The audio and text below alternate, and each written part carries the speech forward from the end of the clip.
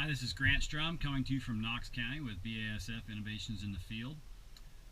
First, just going to give you a weather update and kind of a crop update on this first video. Today is June 17th, 2015, and today is like it has been the last 2 to 3 weeks, wet, a little cooler today. We've been very wet, very wet, and mostly warm since about the first part of June, first time frame.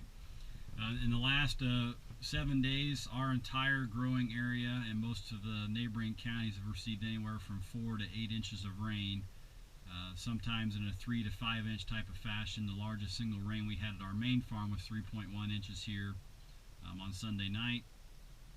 Did have experience some minor flooding with the river that we do farm by, and there was a lot of just tremendous amounts of rain. I mean, water we've never seen really in place before. A lot of the farms we've driven by. Crop is definitely starting to show some of that excess moisture stress, especially the soybeans. The corn, fortunately, is a lot bigger and just hasn't showed quite the stress, but there are going to be areas start to show stress, and we think going forward we're going to start to see more problem areas in a lot of these fields. We finished up planting soybeans on around May 23rd, 24th range.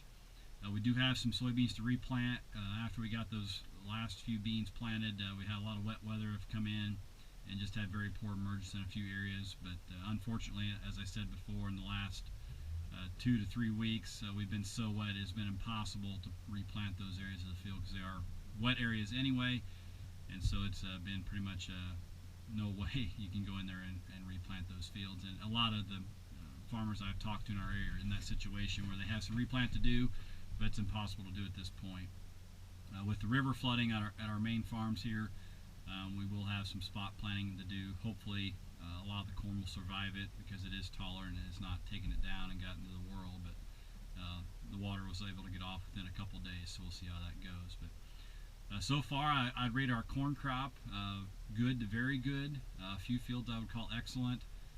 The hills and the timber soils look really well with all the moisture and heat we've been getting. Corn's been growing at an extremely rapid pace.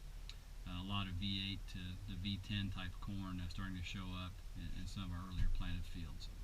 So overall, crop conditions are pretty good for as wet as we are, but I have the sour feeling that we're going to start to deteriorate from this point on, especially they're calling another 1 to 2 inches of rain yet this week that we do not need.